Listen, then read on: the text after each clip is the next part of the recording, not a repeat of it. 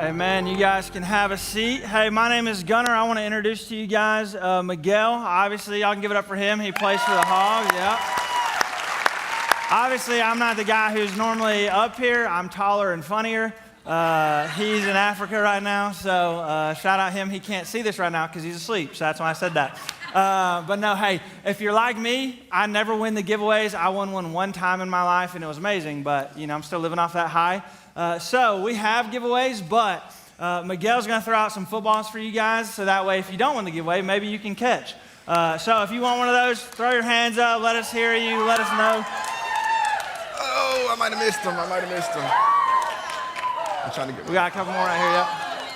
I'm not going to throw it because I'm not going to embarrass myself.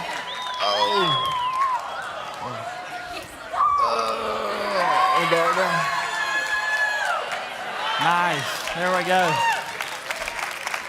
And the last service, whenever he threw it to the balcony, everybody was like, ooh. I thought, what would be a great Tailgate Sunday event? A balcony toss. We just brought all y'all up here and see who can and cannot throw it to the balcony. I was like, I would be entertained personally. But no, I know, man, a lot of you guys got your jerseys on. So I know some of you find joy in other things than football, like myself, because obviously the Falcons are not very good. So I don't find a lot of joy in NFL football or college because I'm a Georgia Tech fan. And there's been some Georgia gear here this morning, so we're praying for you guys. Don't worry, we'll give an invitation later. You can come over to the Georgia Tech side. But Miguel, I think probably the best way to start this is obviously there's a game later today. Sadly, the Chiefs are in it. If you're a Chiefs fan, let me hear you. Yeah? There we go, yeah. I will say this. Loudest stadium I've ever been in my life. I went to their last game, the AFC Championship. I was rooting for the Bills. It was a great time. Yeah, shout out. There we go. But who do you think between the Chiefs and the Eagles, who are you rooting for? Go Birds. Yeah, go Birds. That's what I'm talking about. Yeah. That's why we brought him in here, just to say that. Hope y'all have a good Sunday. We'll see you around. No, I'm joking. But I am also rooting for the Eagles. That should be no surprise to anyone. I don't know what a Super Bowl win feels like. I'd love to have one day. I thought I was going to have one when I was in college, but, Falcons are going to Falcon, so here we are. I've still not forgiven Tom Brady for that, but, we're not going to get off on that because that's what we'll talk about all morning. But, man, I'm excited to watch the game. I believe Josh Allen got the first down in the last game, so I'll just say that, We can argue about it later off stage. I'd love to, honestly. But obviously we're here this morning. We're just going to have a conversation with Miguel, just talk about, his life, what Jesus has done in his life. And I really think it's going to be an encouragement to you, no matter where you are really in your journey with Jesus. And I feel like even if you're not a believer or if you are, I feel like hearing testimonies about how God has moved in another person's life always either spurs you on in your own faith, or it may hopefully this morning challenge you to think about where you stand with the Lord and have you ever made a decision to follow him. And so, man, just to start off, Miguel, give us a little bit, just kind of your background, where you grew up, all those types of things. Gotcha. So I was born in a small town called Austell, Georgia. By my mom, she was in college at the time, and she needed a little help because she was a single mother. So we ended up moving back to another small town, Oxford, Alabama. It's right between Birmingham, Alabama, if anybody knows where that is, and Atlanta, Georgia, right off I-20. It's about a small town, about 25,000. And I was raised there with my three brothers. You could imagine what it's like being a single mom with four boys. So that's kind of where my grandma came in, and her and my grandfather who raised me. And I didn't really know my father much, but that's where I grew up, and that's my family. That's how I grew up. Yeah, sweet. So obviously at some point you got involved in football. So just kind of walk us through how that happened, the process of, when you knew that sport was for you and the recruitment, all that type of stuff. Yeah, so I was born a couple weeks premature. So my mom was very protective over me, and she wouldn't let me do anything when I was little. But I ended up growing up being this big. She always jokes about that. But she didn't let me do much. So I ended up playing baseball and basketball early. She finally came around, let me play that. So I never really played football till late. About 8th grade was when I very first started playing football, and I just fell in love with it, and that's it. Pretty much ran with it. Yeah, so you played, I'm assuming, high school football in Alabama. I know some states, like where I grew up, high school football was king. It was like the thing. Everyone talked about it as a big deal. Is that similar in Alabama? Absolutely. I stayed in Oxford, but really my family's from Anniston, Alabama. It's not that good of an area, but my mom, she sacrificed a lot, and she moved us to Oxford, Alabama, which had a really good program, really good community, and I'm blessed to say that that's where I grew up from. Yeah. So when did the recruitment process start for you? When did you start knowing, like, wait, I may actually be pretty good at this? Yeah, I was always pretty good. I mean, I started. Yeah, I'm just talking about the rest of them. They're not used to that. So, you know. No, I'm not trying I felt to the same way, you know. But nah. At first, it was just for fun. You know, I always played sports growing up. Like I said, I started baseball and basketball early, and I was kind of athletic.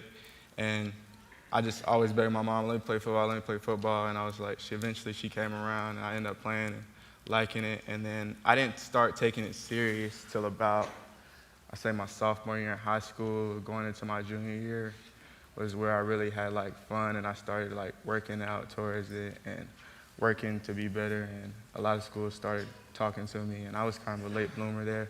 So yeah. Yeah. So when you're gonna make your decision, I'm honestly kind of teeing you up because I know there's some Tennessee fans in here. Walk me through. Yeah. You're not gonna be cheering in a second. Walk me through the process, because a lot of people don't know you started at Florida. Like, that's where you committed. You played there 2 years, and now you play for the Hogs. Walk me through the whole process of when you were making your decision, what your mom was telling you about, just all those things. Yeah. So growing up where I'm from, everybody's Alabama or Auburn, and pretty much everybody that was in my class, either went to Alabama or Auburn. I was kind of the only kid that went to Florida. I wanted to be different. My mom, I was a little biased though, because my mom, she was the biggest Florida fan growing up. She loved the Tebow era, and she loved just like what Tebow did off the field and besides what he did on the field, which was great as well.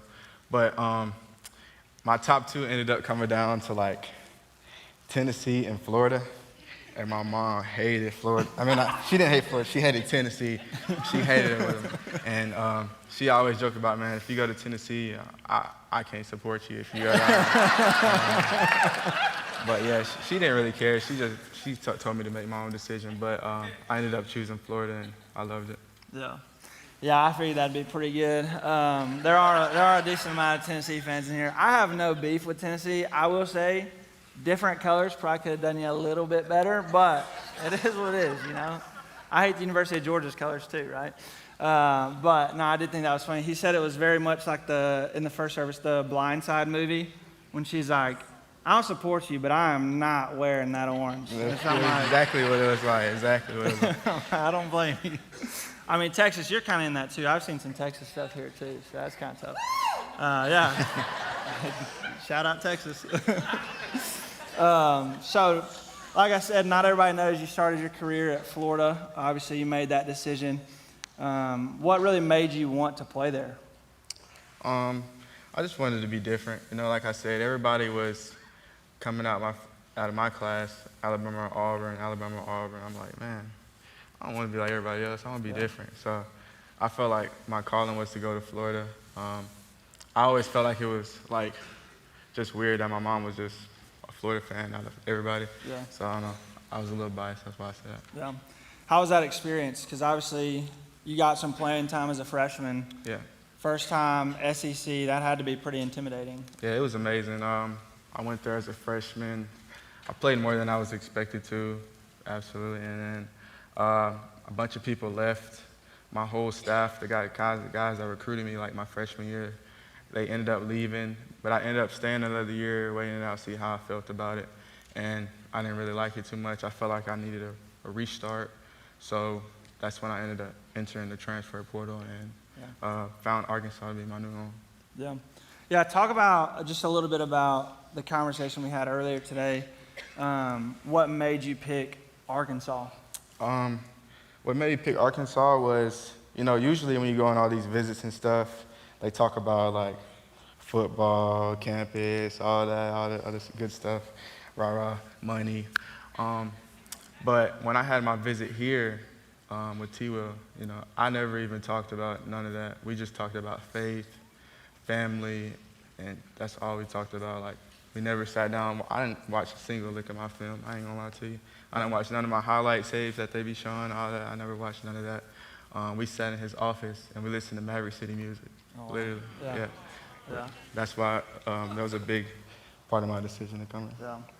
No, I think that's probably one of the coolest parts, because I do think, especially in the NIL era, there's a lot of emphasis put on that. I'll be honest, me personally, if I'm getting recruited like that, I've been like, what are we talking about? Like, where's the money at? Maybe I need to grow on my journey with Jesus, but I definitely would have been doing that. And I think that's really cool that, like, one, that you made that decision, but then two, that there's, people in leadership roles encouraging you in your faith and making that the main thing. And I think that's an encouragement for all of us, to not get caught up in really the things of this world, and, a lot of coaches, their jobs depend on recruitment, and typically it needs to be X's and O's, talk about, NIL, all those things, but then for your coach to really kind of point you to the main thing, I think is such a testament to his life, but then also, just the culture that you guys are building over there. So obviously you played at Florida for 2 years, then you transferred to the Hogs, and all these people said amen. Yeah. And but in all that, what kind of game or play really stands out in your career so far? Game and play, probably have to go back to my sophomore year. It's probably about mid-season game, like week 5 or week 6 or so. I started the season really good. I had really good 2 first games, and I came back, had 2 terrible games.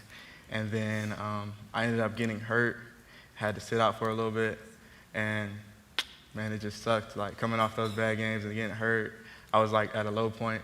And then I just really prayed to God, man, like, turn it around, man.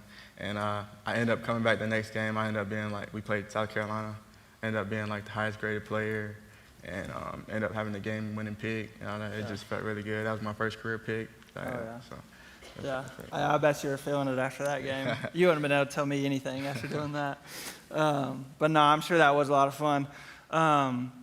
So what obviously you moved to the Hogs, you started playing here.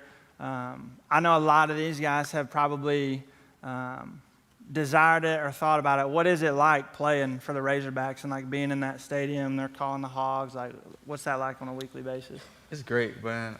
So when I came, they showed us the stadium, but it was completely empty. Yeah. So it's kind of hard to picture what it'd be like. So I just kind of had to imagine it. So the very first time I saw it was when I came, and very first game I walked through there, and it was just amazing just to see the love that Arkansas gives here, man. Yeah, they're diehard. I will say the games I've been to, one thing that Arkansas fans do that is great, but it's also funny to me. I swear every time they bring somebody on the field, they go, and let's call those Hogs. And it's just like, it doesn't matter who it is. They bring a celebrity in. They brought Hulk Hogan to one that I was at, and they're like, let's call those Hogs. I thought, Hulk Hogan don't care about calling Hogs. Like, what are we doing? But there I was, doing the whole thing. It's a man of the culture, it's not a big deal. But, man, they do take it serious. It is pretty impressive. What do you feel like, obviously you've played in the SEC, you've played a lot of stadiums, is the most intimidating or loudest place that you've played in? I'm a little biased because I've only played in the SEC, but I go with Tennessee's got to go in. LSU. They say A&M's loud. It's the biggest stadium, but it was quiet when we went. We'll take that. I honestly appreciate that. Any A&M fans in here? We can clip that and just send it to you. You can have that. I went to Alabama a lot in my recruitment process, in Auburn. Those are pretty good stadiums. Yeah. Because you grew up an Alabama fan, Yeah, right? I grew up an Alabama fan. My brother-in-law is going to hate to hear that. We have some Alabama fans in here, but I feel like you're a real Alabama fan if you're a fan before Nick Saban, and then now it's kind of like the Chiefs. Like how many Chiefs fans we had before Patrick Mahomes? I feel like everybody's kind of diehard now. But so obviously those are some of the intimidating places that you've played. Who's one player that you've played with that really kind of stands out to you? And then we'll do another one of who you've played against. Okay. Played with, my favorite player that I ever played with goes by the name of Ventrell Miller. Back at Florida, I played with him my freshman year. He wasn't the most talented guy, but he played with heart and passion. And every time he stepped on the field, you knew, like, if any of y'all played sports, you got that one teammate that you love playing with. And he was just that guy. And he had some stuff like going on off the field that nobody really would know about, that I knew about. And just seeing how he took that to the field and touched people around him just was really inspiring to me. Yeah, that's awesome. And then who's one that you've kind of played against that you'd say was a really good player? Or? Don't go fact check this, but Jaden Daniels, we played him last year, and he put like 700 yards on us, and he had his like Heisman game on us. I think he just won Rookie of the Year, I think, but he's doing pretty good in the league. But yeah, had some tough games to get. Yeah, he's a real deal. Do we have any Commander fans here? Anybody? A couple maybe. Yeah. Jaden Daniels, he is unbelievable. Honestly, I wish the Falcons would have got him, but I'm kind of glad the Eagles won that game because I don't think they could have beat the Chiefs. So Eagles are our final hope. And look, if you're a Kansas City fan and you're like, why is he rooting for the Eagles? That's messed up. You've won the last two. Like at some point, it's greed, and that's got to be a sin. So you're getting greedy with the Super Bowls. Yeah, thank you. Let somebody else win, please. It's more fun. It's not fun for me to go and see my team lose all the time. But there's a lot of tangents I can get on about NFL, but we're not going to do that. Falcons should have beat the Chiefs in the regular season, but there's no flag. It's fine. I'm not bitter about it. It's okay. Sweet. But obviously, you're coming back. You still got 2 years of eligibility, right? And so just kind of, obviously, we got a lot of Hog fans here. Talk about what really excites you for the upcoming season and just how you guys are feeling about it. What excites me for this season is, right now we're in the off season, so we're kind of just like a bunch of new faces, with the transfer portal and stuff. A bunch of guys leave, a bunch of guys come in, Right now we're just building those relationships and that bond, and I'm really excited to see how that translates to the field and what we put out on Saturdays and just how we go out there and show that brotherhood. Yeah, that'll be awesome. I know we'll have a lot of people here who'll be at those games.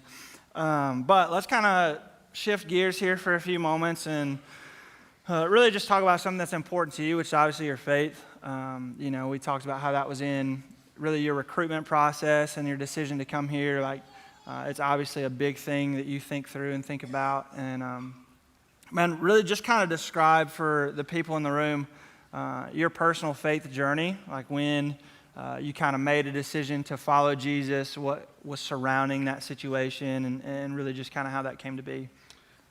So growing up, my family, we always had me in the church, I attended church pretty much routinely, but I felt like I was just there, just attending, I always wanted to grow that relationship with Christ. And so I'd say about my sophomore year, we ended up winning a state championship. And my school hadn't won a state championship in 25 years. And we got blessed with a new coach by the name of Keith Etheridge. He came in and immediately, he made us know, it's bigger than ball. We came in, we did, community service. We, mowed people's lawns that people, older people that couldn't even go outside. We went to mow their lawns, we washed cars, we did all that kind of stuff. And just, the impact we made in the community and God's presence was felt. And that's when I decided to give my life to Christ. And, and it was also great to see, He rewarded us for that during the season. It's bigger than ball. And it's very similar to, what you see with Ohio State this past year. They ended up winning a national championship. But off the field, many people don't know, they had, a baptism service where they just baptized a bunch of people on campus and saved a bunch of lives. And just, it's bigger than ball. So that's how I gave my life to Christ. And God's been testing me ever since then. Yeah. Yeah, we can give it up for that. I think that touches on something really important. I think sometimes there's this disconnect where if we're not careful, we'll put the responsibility of evangelism and sharing the gospel and things like that on people who work at a church or in ministry jobs and things like that. And I think obviously with your coach, man, that's just a testimony of somebody who knew, hey, I have leadership here. I have people who are looking up to me. And he stewarded that and stewarded you guys into a place where ultimately you got to hear the gospel and respond. And I think, for a lot of us in the room, yes, I'm a student pastor. Yes, I teach weekly, all those things. And I want to steward my life in a way that, puts these students in a place that they would hear the gospel and respond. But, man, the same is true if you're a parent, you're a boss, you're a grandparent, whatever it is. God has intended for all of us not to just attend church services and get or pay someone to share the gospel. Far be it for me that the only time I share the gospel in my life is on a stage at a place that I'm paid to do it. That's not a very missional living. It's not a very missional mindset. And so my encouragement that I hope you take from even just some of his testimony is, you have influence in your life. God has uniquely put you at a place and at a point in your life to influence people with the gospel. Literally, as it would read in the Great Commission, is as you go. So it's not just, I need to go on a mission trip to share the gospel. It's, hey, as you go to your workplace, as you go to your family, as you hang out with your friends, that everything that I am should point to Christ. Paul writes in the book of Colossians, I believe, where he just says, the verse is like, when Christ is who is your life appears, then you also will appear with him in glory. But the first part of that verse to me is really something that your coach embodies, and obviously we'll get into more like you embody as well, is that part of when Christ who is your life. Like he's communicating from an understanding that as followers of Jesus, we don't just make decisions and then go live how we want to live and do what we want to do. We make these decisions and we're saying like, Jesus, I want you to be my life. Like I want you to lead me and guide me, and everything that I am, all that I have is yours. And I think that's a powerful testimony of your coach who put y'all in that position. And I think that's something that we can take, myself included, my daily life. Like what does it look like in my life that as I go, people would see Jesus, that I would respond and interact and live my life in such a way. And parents, like, I love having your students on Wednesday nights, but if I'm the greatest influence in their life for Jesus, there's probably a disconnect there. Like you get 99% of the time with them. I get an hour. And so like, as much as I'd love to do all that I can in that hour to influence them, I can't be that primary person. And that's why like there's a collective us working together to extend the gospel into the lives of your students, into the lives of these people. Like the reason we do Tailgate Sunday is that man, we would do something fun. You get to wear your jerseys. You make fun of me because I'm a Falcons fan, and I take it because there's just nothing I can say about it. But we do these things in order that, man, somebody would feel comfortable to come here. And just, man, as we live, they'd hear the gospel. And so I think that's super powerful that your coach, man, nobody was telling him to do that. He just took it upon himself because as he went, as he coached, he knew, man, there's something that's bigger than football, which is eternity and which is a life with Jesus. And so I think that's really powerful. But what are some practical ways that you've kind of like lived out your faith? Obviously, being a Division I football player, playing in the SEC, it is a full-time job.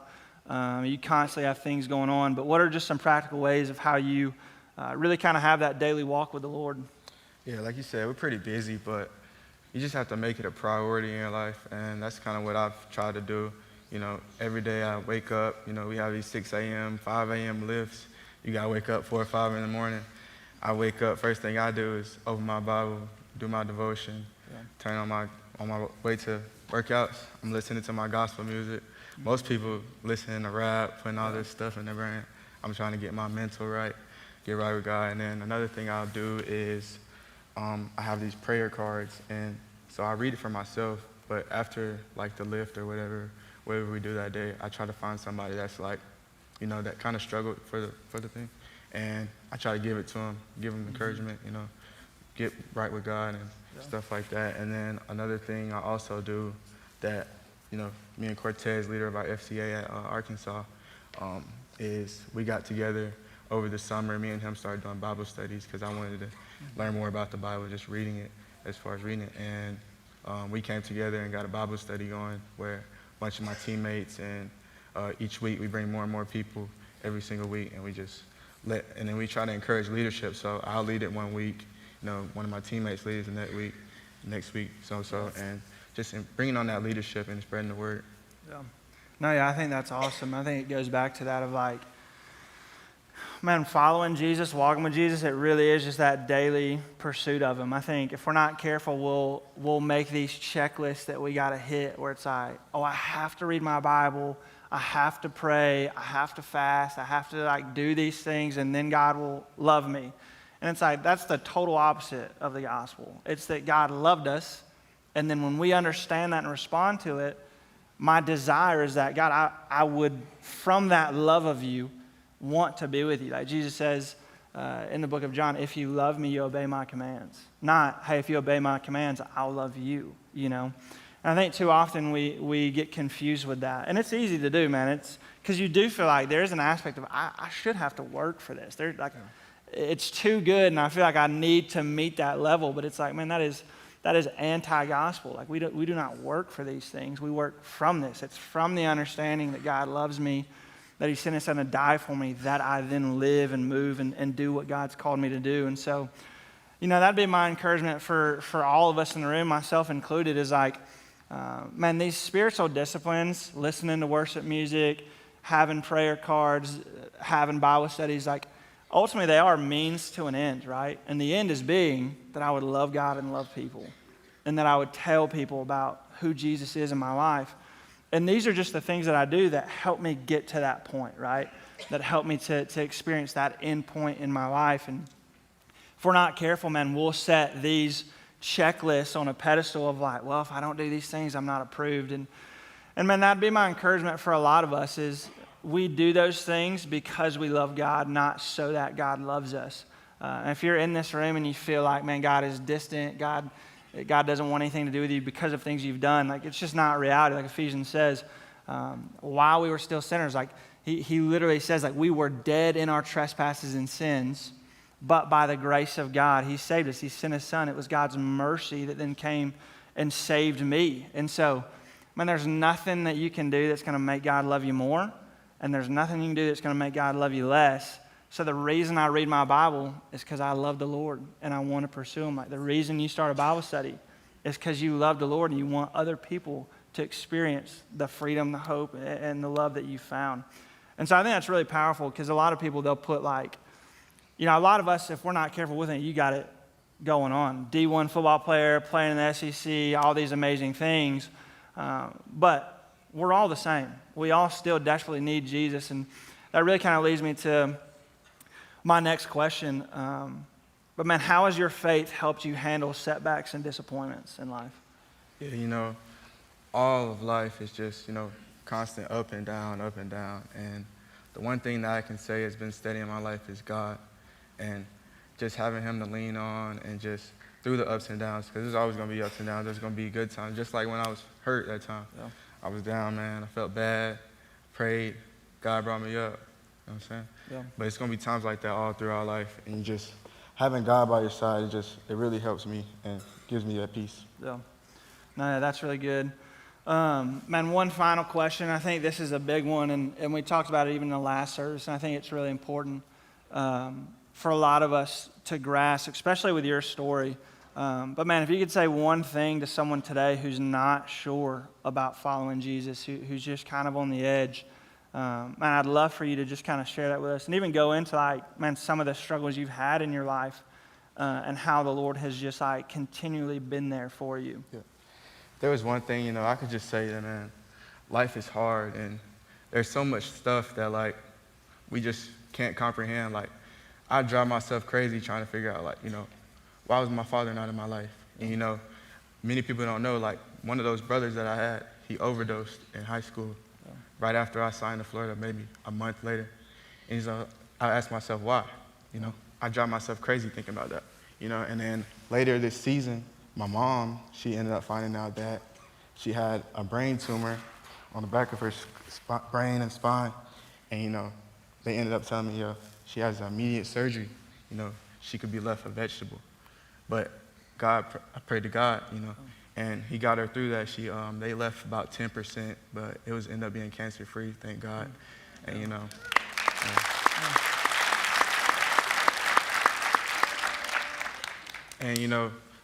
most recently I lost my grandfather this past week, who is pretty much my only father figure I ever had in my life. Yeah. And, I just drive myself crazy without God knowing, just asking myself, like, why did this happen to me? And one of my teammates, he was just checking on me this past week, since I lost my grandfather. He was checking on my mental. He's like, yo, man, how you doing? I said, yeah, I'm doing good, man. He said, yeah, if I was you, man, I'd be driving myself crazy. He was like, how do you do it? And I was just like, man, God, and I can honestly say God has been my strength, that rock I can lean on in the tough times, the good times, and I just try to stay consistent in that and remain faithful. He tests my faith every day, and I can say God is my rock. Yeah. That's amazing, dude. Man, I know, I think that's one of the more important things, too, that we can really take away from this is, man, life is hard, like it is. And I think one of the best things about, for me personally, obviously for you as you share your story, is man, God jumps into the middle of all of our messes, right? Like whether it's disappointments, frustrations, things we've put ourselves into. Man, God's not this God that's like, hey, go clean yourself up and then come back to me and then I'll deal with you and then we can, have a relationship in these things. It's like, man, you can look at things that in this world we put on a pedestal, right? Like, man, playing at the U of A, like for some people in this room, like that could have been your dream, like playing Division I football or making it to the NFL or getting the job promotion or making a lot of money or having the house or the cars or whatever. And you can put all these things on a pedestal, and a lot of us do at times. But in reality, man, those things can be taken away like that. And we know that and we've experienced that. And none of us, I don't care who you are, if you make millions of dollars a year or if you make nothing, you're going to have hardships in life. And I think your testimony especially is one of the faithfulness of Jesus to meet you in those hard seasons and in those difficulties. And I think, man, there could be some of us in this room who you could think, man, I'm struggling, nobody knows what I'm going through. Nobody knows the situation at home or at my job or personally or whatever that is. And at times, man, it's easy to feel like, man, God, what are you doing? Like where are you at? Like, I've felt that, right? Like, when my mom had cancer, it was just like, really? Like, why? Like, why now? Why in this moment? Why would you do this? Is she going to be okay? Like, all the question marks. And it's just easy to kind of lose yourself in those questions, It's easy to just think, man, I got no idea where to go from here. And so some of you, man, you may be in this room and you have some of those question marks. Maybe it's family relationships or whatever it is. And man, I would just want to encourage you, think of the kindness of the Lord, that if that is your situation, man, that He would bring you this morning to hear Miguel's testimony of how it's not always been easy. You've had some great moments and you've had some not so great moments, right? And that's the testimony of all of us. But think about how the Lord would have you in this room to hear this testimony about someone who would say, hey, life's not always been perfect. I've experienced loss, I've experienced hurt, I've experienced these things. But let me tell you, the Lord has been faithful through all of it. And so much so that you have, teammates calling you and being like, dude, how do you do this? Like, how do you continually bounce back from these things or maintain your faith and have that stuff? And obviously, man, I think it's the Lord and then obviously the people that He's placed in your life. And so if that's you, man, you got to have, a personal relationship with the Lord, right? But then also, man, you got to have godly relationships. You got to have godly friendships. Like, obviously, Cortez, his family and FCA and all those things, that's going to help you get through those difficult situations, right? Like if you're by yourself sitting in your apartment, like it's not easy. You can't do life alone. And so, man, I think that's a really powerful story of just, man, having experienced the hardships of life, but just continually maintaining the faith of, I know Jesus himself said, in this world you'll have troubles, but take heart, I've overcome the world, right?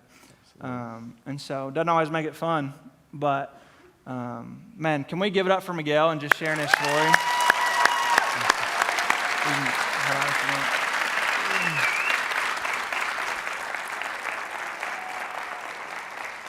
Hi, real quick, obviously given that, man, we got a lot of fun things for you guys.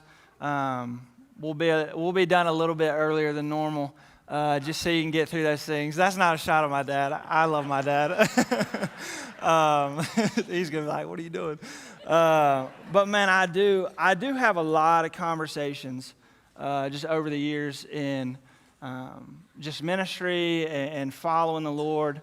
And I think one of the things that I see so often in the church, even with students that I talk to, is, man, there's a big difference for people who believe the Lord, and there's a big difference between people who just know about the Lord.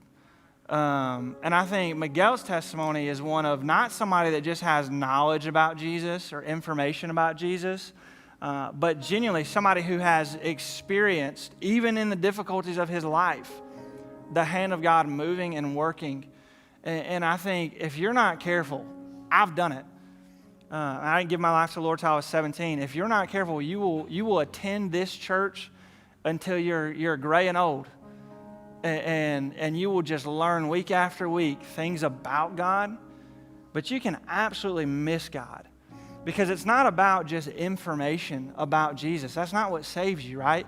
I think it's in James. It says that the demons believe.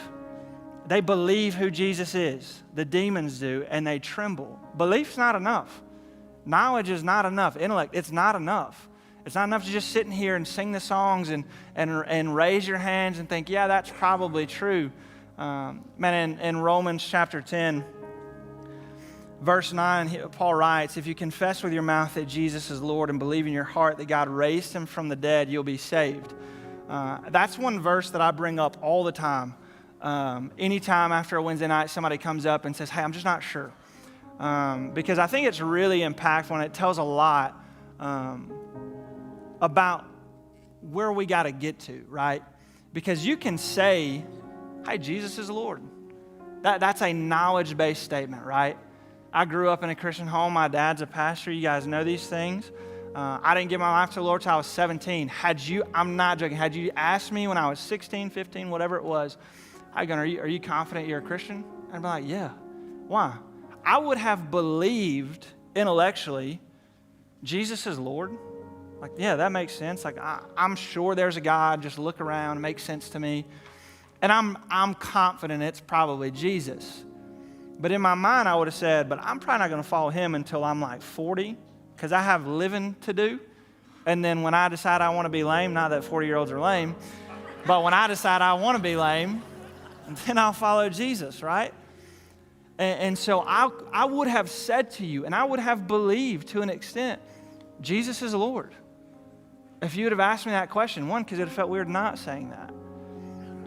But I think there's a difference in our life and in my life, and you see it, between people who would just say that Jesus is Lord, they'd have the knowledge of that. Hey, I can read this book and tell you, yeah, Jesus is Lord.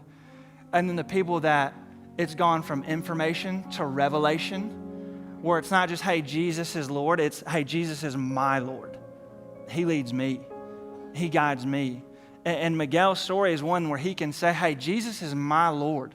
Like, look at the things that I've done. There's been great things where I've made the game save and play, where I've gone to the school that I wanted to go to. I've had the things that I've wanted in my life. And there's things that you can say of, man, decisions you've made, jobs you've taken, relationships you have, where you've gotten what you wanted.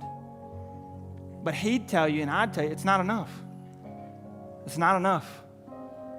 There's got to be a transition in your heart and in your life to go from, I just attend church, I just know the things of God, I know about God, to, hey, He is my Lord. So when I walk people through this verse, I tell them, you're not just saying that Jesus is Lord, great, cool, awesome. What you're saying in this moment, He's saying if you confess with your mouth, essentially that Jesus is my Lord, you have to say at some point in your life, God, I'm repenting of my sins, putting my faith and my trust in You. That it's me and You. It's a relationship that we have that, man, if my mom gets sick, I'm running to You. Why? Because You're my Lord. Because You lead me and You guide me. And I think for a lot of us in the room, man, if we're not careful, we'll make some decision on the side. We'll walk some aisle. We'll pray some prayer. And two things will either happen, right? We'll just kind of set that aside and say, hey, that's my church life. That, I'm going to go to heaven when I die, and that's great. But man, following Jesus, this is the greatest part about it. It's so much more than just going to heaven. It just is. It's why Jesus would say in the Gospels, hey, in this world you will have trouble, but take heart, I've overcome the world. Why? Why can I take heart? Because He's overcome the world and He wants to lead me and guide me all the days of my life.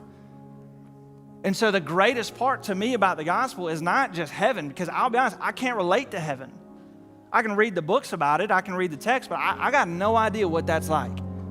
I just can't.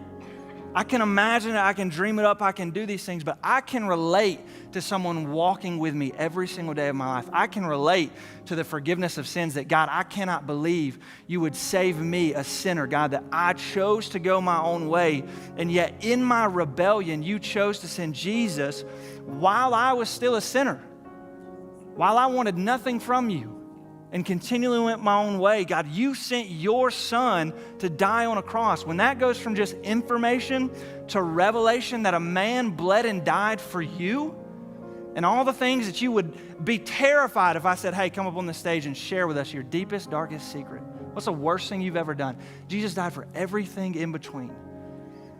When that goes from information to revelation, you can have a story like Miguel's that say, hey, even in the hard moments of my life, man, God has saved me, God has changed me, and He walks with me. God wants to jump into your mess with you. He doesn't want to say, hey, fix yourself up and then walk an aisle. That's why Paul says, when Christ, who is your life, there should be an expectation at First Bentonville that, man, when you come here, man, you can have an encounter with Jesus Christ, and we're going to build you up, not just to be a faithful church attender, but we're going to build you up to live as Christ is your life. That as you go to your workplace, as you go to your job, as you hang out with your friends, as you parent your children, that, man, Christ would be your life and so entrench your life that then you would live differently. So then you would have experiences like Miguel where a friend would come up and say, how are you handling this? And he goes, it's not me. It's someone greater than me. It's Jesus Christ. And so with heads bowed and eyes closed, I just want to give you an opportunity to respond to the gospel. That's the good news of Jesus Christ, that, man, we are sinners who are separated from a holy God. That everything that I am, man, I went my own way, I did my own thing, that I was going to be sent to a place called hell. And it was of my own choosing. That I was going my own way, I was doing my own thing. We talked about it last week, that God is a holy, holy, holy God. And He cannot be a part of sin. And so in my own rebellion, that's where I was going to go.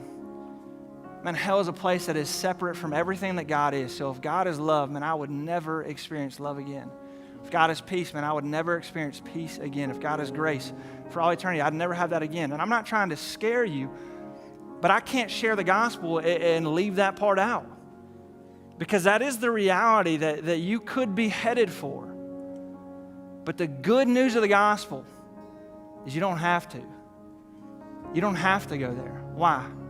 Because a man, Jesus Christ, bled and died for you, bled and died for me, that while I was still a sinner, while I was dead in my trespasses and sin, God in His mercy chose to offer a way for me to be made right with God. So that, yes, I do get heaven I don't go to hell. But more than that, man, he walks with me all the days of my life. And man, if you've experienced that, if that's been revealed to you, man, would you just pray for the people right now who may not know where they're going to spend eternity, who may not have that relationship with Jesus? But if that's you, man, you know in this room, you're confident right now, I would not spend eternity with Jesus. I'm just not confident, Gunnar, that I've made that decision. Man, I would believe that Jesus is Lord, but I'm not confident that he's my Lord. But I want him to be. And if that's you right now, would you just look at me? Again, with heads bowed and eyes closed. Here's what I'm going to ask you to do. We're going to have some leaders that come up in the front. They'll have lanyards. And if you're in the balcony, we'll have some people right out back. They'll have some lanyards. And here's what I want you to do. Well, man, when we close out, people are going to be going around, going to food trucks, doing this different stuff. Don't get distracted. And eternity is way too long to be wrong. Why would you feel the conviction of God right now, the conviction of his Holy Spirit, and not respond to that? I say this in students all the time. Condemnation, right? Believers don't experience that. Condemnation says that God's done with me. That is not of the God that we serve. What conviction does, conviction calls us home. Conviction's a good thing. If right now you're feeling like, man, I'm not confident, I'm feeling convicted about the way I'm living, that's a good thing. You shouldn't run from that. That's God himself calling you home, drawing you back. So don't run from that conviction. Don't run out here and go to some food truck and then just act like it didn't happen. And so if that's you, man, here in a few moments, we're going to have people who are lined at the front of the stage, who are in the balcony, and they just have a resource for you to just try to tell you, man, here's how to follow the Lord. Here's your next steps for you.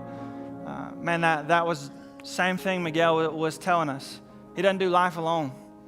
He's got Cortez, he's got FCA, he's got those guys who are actively pushing him towards Jesus. That's what you need. Hey, let's make a decision and say, Jesus is my Lord. Let's do that, but let's not do that alone. Man, let's get in community. Let's have godly relationships, and that's what these people can be for you. And so, man, I really do pray that you would not just sit there, make a decision in your own heart and in your own mind and not tell anyone, because I'm just telling you, I love you. You're setting yourself up for failure. You're just not going to be successful that way. You cannot do life alone. I know that's a cheesy statement, but you can't. And the devil will kick our butt by ourselves. And so, man, would you make that decision? And so let's give it up for those who are making decisions. They're going to come up here at the end.